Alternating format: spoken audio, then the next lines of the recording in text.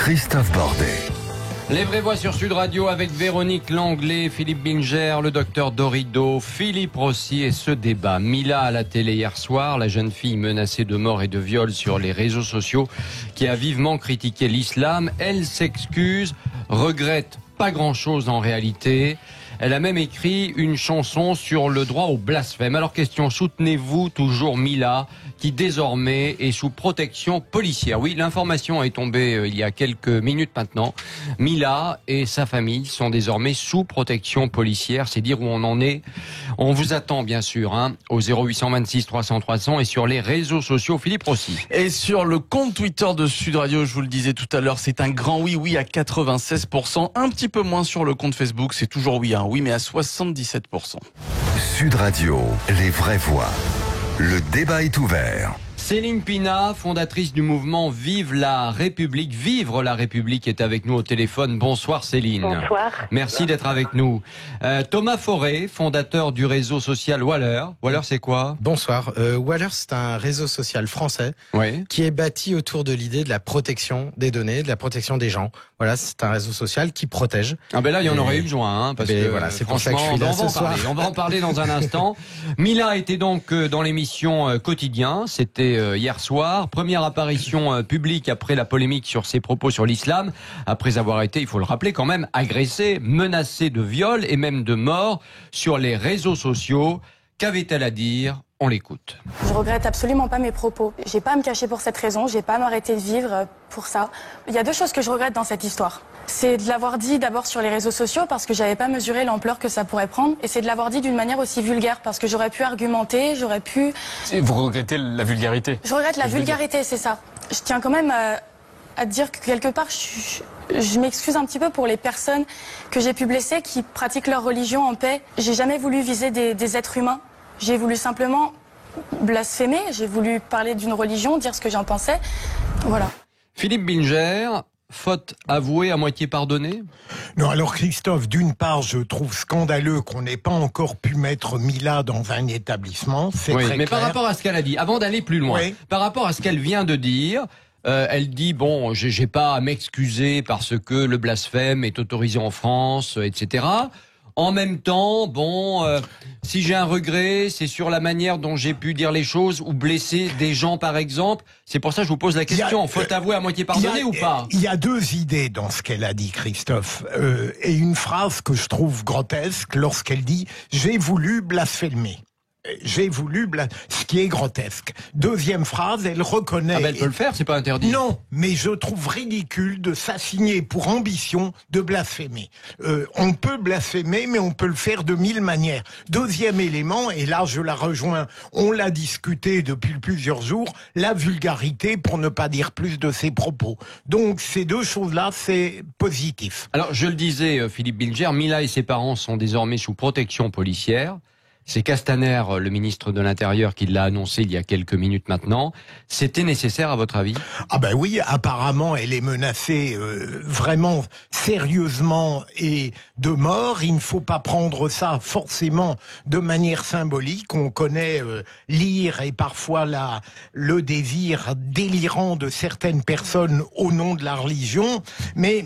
Comment dire, si j'ai encore une seconde, Ségolène Royal était intervenue dans le débat et je ne l'avais trouvée, contrairement à ce qu'a dit Raphaël Antoven, assez courageuse. Elle avait dit quoi? Elle avait dit en gros qu'il est aberrant de faire toute une polémique autour de Mila seulement et que elle réduisait la portée de ses propos. Et deuxièmement, elle disait aussi que les propos qu'elle avait tenus étaient odieux, n'étaient pas ceux qu'on espérait d'une adolescente de 16 ans. Ouais. Eh bien, là, je la rejoins parce que au risque de faire dans le narcissisme médiatique, je l'ai dit, rappelez-vous, dès le début, en la soutenant, mais en disant qu'on n'était pas obligé d'approuver les termes orduriers qu'elle a utilisés. Céline Pina, qui est au téléphone avec nous, est-ce que vous êtes d'accord avec ce que vient de dire Philippe Bilger? Absolument pas, et j'espère vraiment que jamais, quel que soit l'âge que j'atteindrai, je ne dirai des choses pareilles. J'espère que jamais je n'en arriverai à bloquer sur la façon dont quelque chose est dite en oubliant le fond de ce qui se passe. Parce que la réalité aujourd'hui, c'est quoi? C'est une jeune fille qui n'a rien dit de choquant. Et moi, je ne suis absolument pas choquée par ces dires. Les gamins de 16 ans parlent comme ça. Oui, c'est peut-être un tantinet ou grossier, mais la vulgarité la pire, c'est la vulgarité de l'âme, du cœur et de l'esprit. Et cette vulgarité-là, c'est celle dont a fait preuve Madame Ségolène Royal, qui n'a pas hésité à quelque part renvoyer dos à dos et à mettre quasiment un signe égal entre une jeune fille qui insulte une religion, ce qui, répétons-le, est non seulement de droit, mais nous définit aussi en tant que peuple. Et cette jeune fille qui s'est fait insulter par des crétins, moi j'aimerais bien quand même qu'on redise ce qui a été écrit, ce qu'elle a reçu comme insulte, du genre Inch'Allah, sale pute, on va venir t'égorger, on va te découper en morceaux, t'es au lycée Vinci, on va venir te faire la peau, on va te mettre à poil, on va te violer. Enfin, toute cette vulgarité-là, personne n'en parle, elle ne dérange absolument pas Ségolène Royal. Mais c'est ce qui explique aussi que la jeune fille, à un moment donné, perd complètement patience et dit des choses insultantes. Mais en face, on la menace de mort, elle est déscolarisée, sa famille est menacée, elle va peut-être devoir déménager. Moi, j'ai subi énormément de menaces de mort. Je peux vous dire qu'il n'y a aucune commune mesure entre le fait de dire les choses sur un ton un peu vulgaire et tout ce qu'elle subit, alors que fondamentalement, oui, Mila, c'est nous. Oui, Mila, elle parle de la France, elle parle de nous, parce que Mila, ce qu'elle dit, c'est que le plus important, finalement, c'est la loi. La loi, elle nous lie entre nous et on a choisi d'être liés par la loi et jamais par la foi.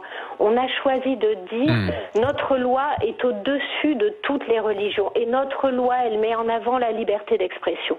Et la liberté là-dessus, on est complètement d'accord. Qui permet d'entendre des choses pas agréables, des choses vulgaires, des choses dérangeantes, des choses qui heurtent il va falloir, parce que vous êtes bien. Non, Céline Pina, s'il vous plaît. Céline Pina, s'il vous plaît. Céline Pina, vous n'êtes pas toute seule sur le plateau, et donc il faut aussi, la démocratie, c'est aussi laisser la parole aux autres. Alors moi, j'entends bien ce que vous dites. Je dis et je redis ce que j'ai déjà dit ce matin à cette antenne. Je suis d'accord sur le fait que dans ce pays, on puisse blasphémer. Je ne sais pas si c'est une bonne idée de le faire de la manière dont Mila l'a fait, et si elle l'a fait, effectivement, c'est parce qu'elle avait été agressée auparavant par des mots que vous avez répétés, qui sont exacts et qui sont absolument, là aussi, scandaleux. Après, c'est bizarre, mais dans la société française aujourd'hui, j'ai l'impression quand même que ça dépend un peu de l'orientation qu'on a envie de prendre. Parce que honnêtement, il y a quelque temps... vous pouvez dire que vous mettez un trou du cul dans le trou de balle si ça vous amuse de Jésus-Christ. Non, mais attendez. J'ai pas entendu les mêmes personnes, et je vous ai pas entendu vous, par exemple, il y a quelque temps, quand un crétin de France Inter a dit des saloperies sur Jésus et sur la chrétienté, je vous ai pas entendu. Je l'ai dit. Très bien, je vous ai pas entendu. Je l'ai dit en face à Zemmour en disant qu'il avait parfaitement le droit de le faire. Alors c'est dommage, mais la prochaine fois que vous voulez contrarier quelqu'un... Oui, je regarderai 15 heures de vidéo pour voir ce que vous avez dit auparavant, effectivement. Enfin, cela étant dit, Céline Pina, taisez-vous maintenant. Je vous dis simplement la chose suivante, Céline Pina. Il y a manière et manière de dire les choses. On n'est pas obligé de se mettre au même niveau que les gens qui vous insultent. Ça, c'est une réalité. On peut être un minimum intelligent. Alors quand on me dit « Ah oui, mais elle a 16 ans, etc. », je suis persuadé que ce n'est pas une bonne raison. Voilà. Je suis désolé, mais à 16 ans, moi, j'étais bien élevé. Voilà. Et j'espère que les parents qui nous écoutent élèvent encore à peu près bien leurs enfants. Sinon, ils sont irresponsables. Philippe Bilger. Céline Pina, moi je vous apprécie beaucoup quand je vous lis, mais vous avez très mal interprété ma pensée, si vous le permettez. Céline Pina est partie, c'est pas grave. Elle est partie, quel dommage. J'avais pas la contradiction. J'avais envie de défendre Ségolène Royal, alors que c'est plutôt demain que ce sera fait. Mais en réalité, je voulais dire que on pouvait à la fois dire que, évidemment, Mila avait tout à fait le droit de dire ce qu'elle a dit. C'est évident que j'avais trouvé grotesque les poursuites contre elle, heureusement classées sans suite, mais qu'on a le droit par ailleurs de dire, puisqu'elle-même l'a admis, qu'elle avait été vulgaire. Ça n'enlève rien à sa liberté d'expression. Allez, une question pour Thomas Forêt et ensuite on va poursuivre le débat. Thomas Forêt qui est fondateur du réseau social Waller. Moi j'ai une question simple à vous poser. Comment l'affaire Mila s'est emballée sur les réseaux sociaux à ce point-là? Qu'est-ce qui s'est passé? Alors c'est ce que vous avez dit tout à l'heure, c'est-à-dire que ce qu'on dit, c'est on n'aurait pas fait pareil peut-être à sa place, parce que c'était peut-être pas le bon moyen d'expression. Mais aujourd'hui, moi je crois que les choses ont beaucoup changé. Depuis 5, même pas 10 ans. Le moyen d'expression de nos jeunes, c'est évidemment Snapchat, Instagram et ces médias sociaux américains que nous connaissons.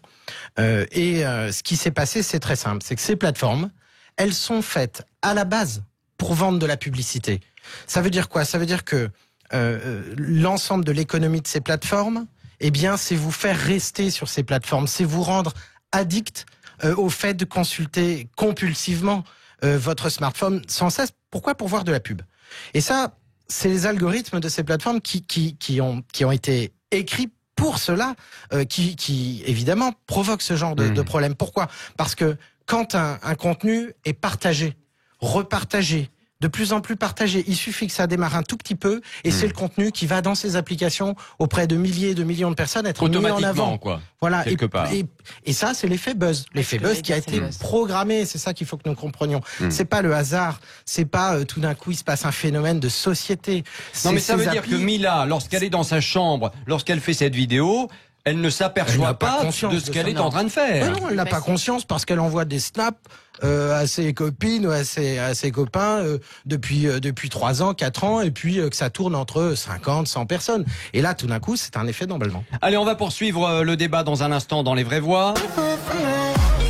Mila à la télé hier soir, la jeune fille menacée de mort et de viol sur les réseaux sociaux qui a vivement critiqué l'islam. Elle s'excuse, ne regrette pas grand-chose. Elle a même écrit une chanson sur le droit de blasphème.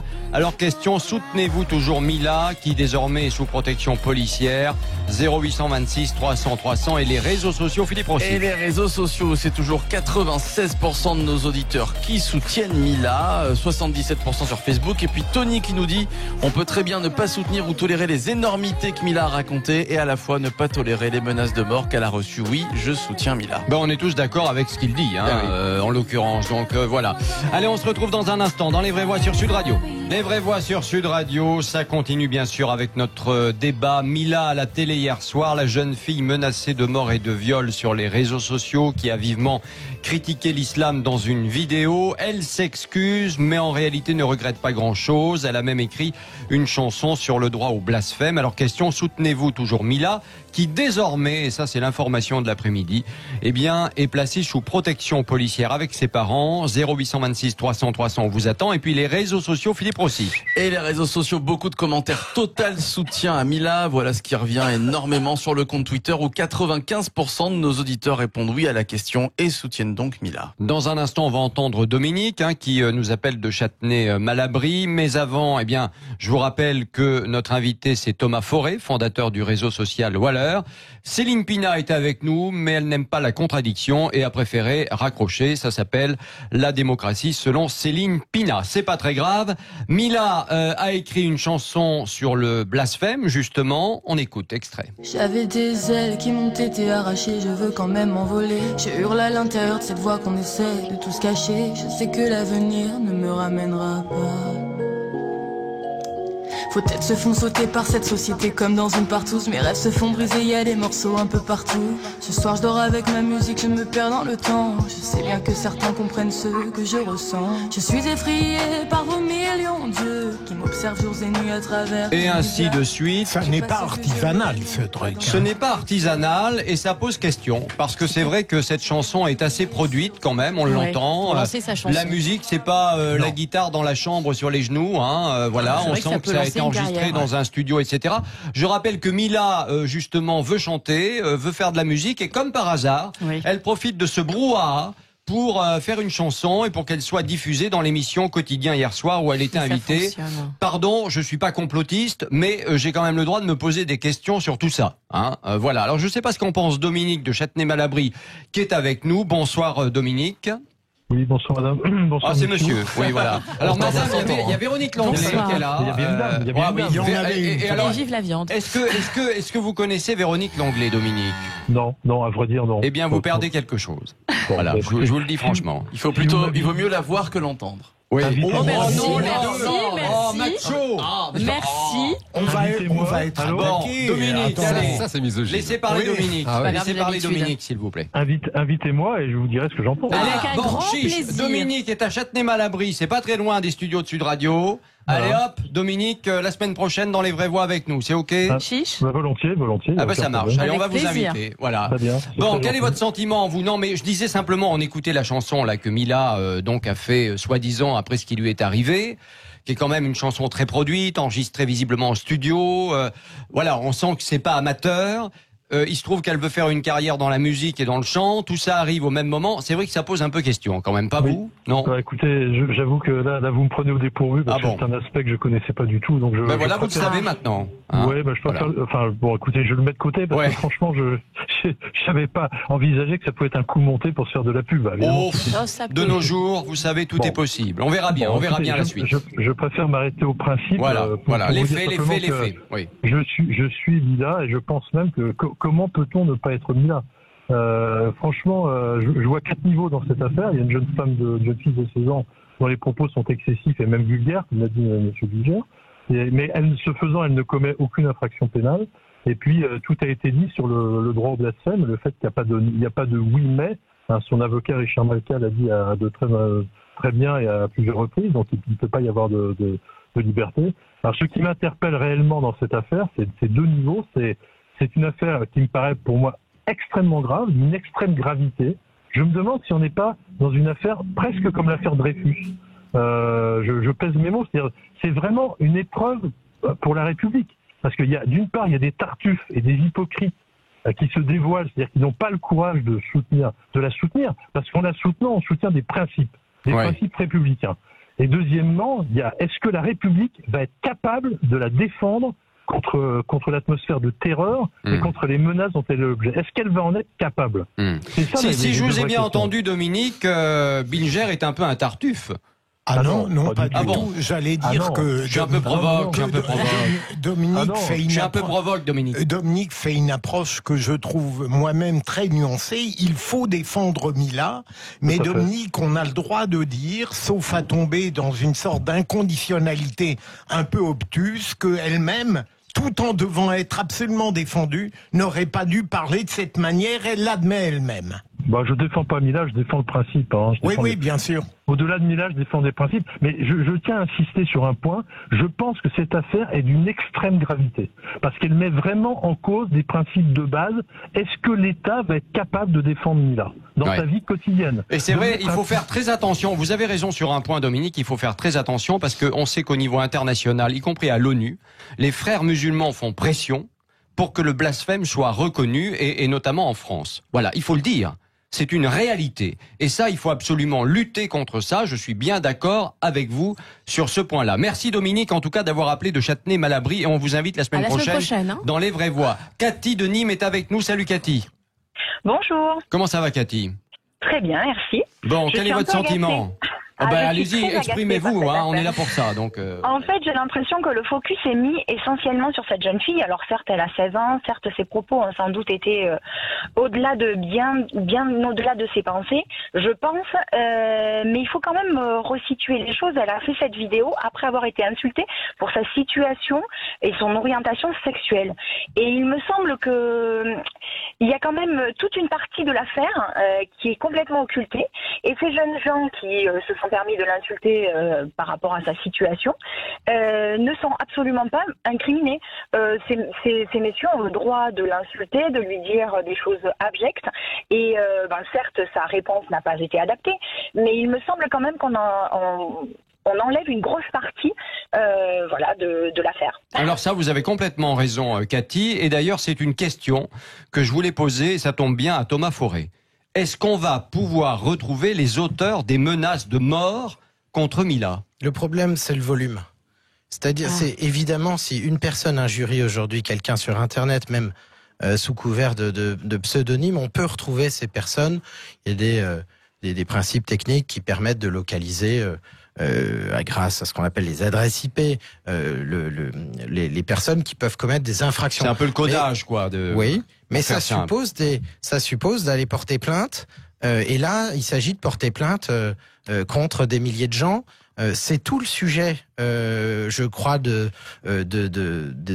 la loi, vous savez, à propos de la haine sur Internet, à propos des propos de haine. C'est toute la difficulté. On est là face à des technologies qui nous changent d'échelle. Avant, vous receviez une injure dans la rue. Bon, déjà, c'est compliqué. Il faut retrouver la personne. Bon. Mais là, les gens sont anonymes, et puis il y a cet effet de masse qui fait que... Ils s'entraînent. Mais non, ça c'est sûr, il y a des effets de groupe, puis vous savez, il y a des gens, ils ont des faux comptes, enfin c'est très n'importe quoi. Oui. Donc notre président Emmanuel Macron disait non, mais on retrouvera jamais ces gens-là, veut dire, qui ont insulté. On les retrouvera jamais, qui ont menacé de mort, on les retrouvera pas. Il faudrait avoir des dossiers administratifs qui prennent énormément de temps. Véronique, vous êtes Mila ou pas, vous? Alors... Je ne peux pas dire que je sois Mila ou pas Mila. Effectivement, c'est un sujet qui est très grave, mais qui est aussi, en mon sens, disproportionné. Et c'est là qu'on voit justement la force des réseaux sociaux et la modification de la société. Parce qu'il y a 10 ans, ça serait jamais arrivé, ce genre d'affaires. Pour moi, c'est une enfant une ado, oui, qui a l'air assez mature quand on la voit physiquement. Oui, en tout cas, elle a l'air mature, mais elle n'a que 16 ans. Donc les propos qu'elle a pu avoir à l'instant T n'étaient pas forcément prémédité, même si elle a effectivement fait une chanson. Et là, c'est là où je me posais des questions en me disant que c'était aussi peut-être pour promouvoir on verra bien dans les prochaines semaines et les prochains jours si effectivement ce point-là apparaît ou pas. Où je me sens pas bien, c'est effectivement par rapport aux menaces. Docteur Dorido, en 2 mots. Oui, non, écoutez, en 2 mots, je regrette amèrement le silence assourdissant des féministes, des associations LGBT. Notre ami Denis l'a rappelé. Ce sont des personnes qui sont parfois extrêmement véhémentes et ça très rapidement. Et là, je ne comprends pas. Je ne peux pas comprendre ce silence assourdissant alors que ce sont ces personnes-là qui devraient être en première ligne. Thomas Forêt, un conseil pour tous les jeunes là qui nous écoutent, comment éviter ce qui vient de se passer, que ça dégénère. Un conseil, il faut faire attention aux outils qu'on utilise. Évidemment, il vaut mieux parfois communiquer avec des moyens simples de messagerie privée. Il y a des messageries qui protègent, par exemple Wire, par exemple. Notre plateforme aussi, Waller, évidemment. Il en fait un peu de pub. C'est pas objectif. Les pigeons voyageurs. Non. Alors attendez, moi je suis absolument pour la modernité. Je suis pas du tout pour retourner. Bon, mais il faut faire œuvre de pédagogie. Voilà, les jeunes doivent savoir, tout le monde doit savoir qu'aujourd'hui les technologies qu'on utilise, elles sont pas faites pour nous, elles sont pas faites pour notre bien. On peut rappeler aussi, pour rester dans le thème de tout à l'heure, même les échanges parfois intimes sur les réseaux sociaux chez les jeunes posent des vrais problèmes avec du harcèlement derrière. Une capture d'écran, et c'est bien sûr. Ça reste. Ça, c'est terrible. Merci beaucoup Thomas Forêt d'être venu nous apporter vos lumières, bien entendu. Et puis notre débat se termine. Mila à la télé hier soir, la jeune fille menacée de mort et de viol sur les réseaux sociaux qui a vivement critiqué l'islam, qui s'est excusée mais qui ne regrette pas grand-chose. Elle a même écrit une chanson sur le droit au blasphème, on l'a entendu. Soutenez-vous toujours Mila qui désormais est sous protection policière. Les réseaux sociaux, Philippe Rossi. Allez, score final sur Facebook et sur Twitter, c'est un grand oui à 92%. Dans un instant, les manifs contre le nouveau bac se terminent en garde à vue pour certains lycéens. Alors question, le pouvoir tente-t-il de bâillonner les lycéens? À tout de suite.